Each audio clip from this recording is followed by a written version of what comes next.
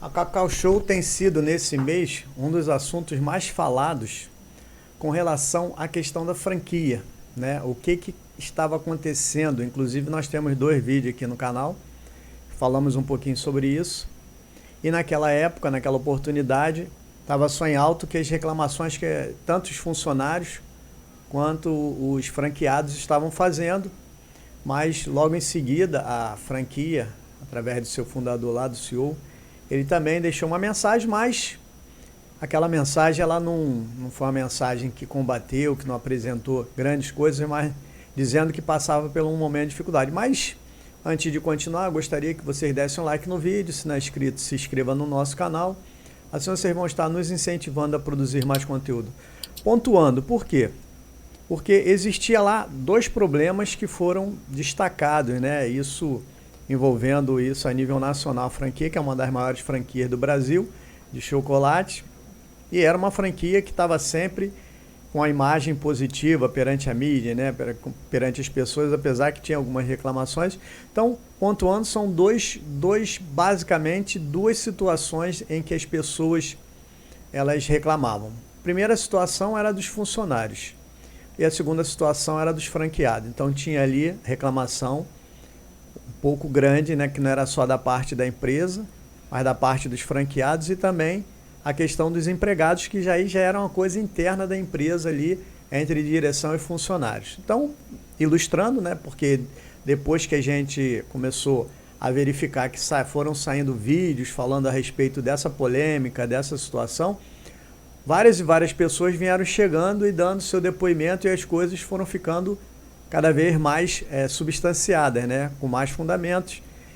Mas qual eram as reclamações que os funcionários faziam, né? Então surgiu a possibilidade lá de existir uma seita, que era uma coisa que supostamente falaram, onde essas pessoas elas faziam uma reunião num lugar fechado, e teve também uma situação em que as pessoas eram incentivadas a fazer uma tatuagem, né, que era atividade, alguma coisa assim, uma palavra que inclusive o CEO da empresa tinha. Outra reclamação é que eles tinham que cumprir ordens, fazer um monte de coisas, existia também questões de preconceitos, né, discriminações, etc. Então tudo isso foi gerando uma insatisfação muito grande, né, por conta dos empregados. E agora, nesse momento que acabou surgindo esse estouro, né, que isso veio à tona, o que aconteceu? Vários e vários empregados que já não estavam mais na empresa, porque quando eles estão na empresa eles ficam com medo de denunciar ou de falar qualquer coisa, mas tudo isso tem provas, né? Já inclusive sobre essa parte aí do trabalhista, dos funcionários, existe aí o Ministério Público do Trabalho, que está acompanhando alguns processos que falam sobre essas coisas, né? Sobre discriminação, sobre assédio, sobre todas essas questões que os funcionários estão respondendo. E essa questão da seita ela é muito importante também, porque existe lá uma espécie de um ritual do chocolate, alguma coisa meia turística, né, para as pessoas que vão lá ver e tudo mais. Então seria tecnicamente aquilo. Só que os funcionários também, eles falaram que aquilo ali é uma situação que é quando os consumidores estão lá, quando as pessoas estão visitando e tudo mais, é feito de uma forma. Mas quando não tem ninguém, que é uma coisa feita exclusivamente para os funcionários da empresa, que aquilo é fechado, que aquilo tem algumas situações que até pressionam os funcionários a fazerem, né, que era o caso dessa tatuagem e tudo mais. Então, nesse primeiro momento, a insatisfação dos funcionários, né, por conta da condução e da maneira que são tratados lá, já está à mão já das autoridades, principalmente do Ministério Público do Trabalho, e a gente vai acompanhando isso para ver até onde isso vai terminar, né? Porque como existe um processo, existe apuração, e como essa apuração ela não terminou, possivelmente, né, a gente vai ter desdobramento, e quando chegar ao encerramento desse processo nós vamos ter uma decisão, e a gente vai ficar provado ou não se isso está acontecendo. Mas, de qualquer maneira, já tem muita gente verbalizando isso na internet.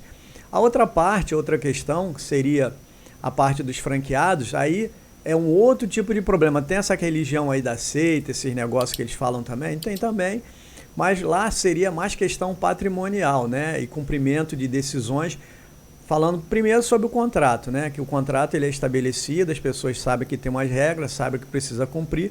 Todavia, esses contratos eles são feitos adendos unilateralmente e não é comunicado aí aos franqueados. Os franqueados acabam fazendo o quê? Tendo que cumprir essa situação. Eles reclamam também de situações que eles são incentivados e pressionados, não somente incentivados, mas pressionados a abrir mais lojas, né? Tem uma, abre duas, tem duas que querem que abre 13, e aí você pode variar, loja, quiosque, etc. E que aquilo ali você acaba sendo incentivado como uma melhora no seu faturamento, no seu rendimento, na sua lucratividade, e no final das contas, muitas das vezes, quando a loja não dá certo, acaba você ficando com prejuízo, né? Então eles reclamam não só de pressionar para abrir a loja, como também falta de informações, apoio, né? Consultoria para que eles possam ter o negócio aberto, mas sobreviver e principalmente dar certo o negócio, não é só abrir. Muita gente reclama que eles forçam a abrir. Depois que abre, se não está dando resultado, aí o prejuízo é do franqueado. Tem essa questão do contrato, né? E muitas das vezes o pessoal também fala, tem um relato também importante, que é na compra de produtos, que se você não cumprir aquilo que eles determinam, eles não te vendem, ou vendem produtos já perto da validade de vencer, algumas coisas assim, que acaba prejudicando. Muita gente, quando não tem mais dinheiro, que está com dificuldade, aí para fazer a compra tem que dar patrimônio em garantia. Tem muita gente dizendo aí que perdeu imóvel, comprometeu o imóvel da família e tudo mais. Então, uma série de reclamações, que inclusive também tem ações na justiça discutindo isso, né? Essas situações todas, que a gente não vamos entrar aqui no mérito.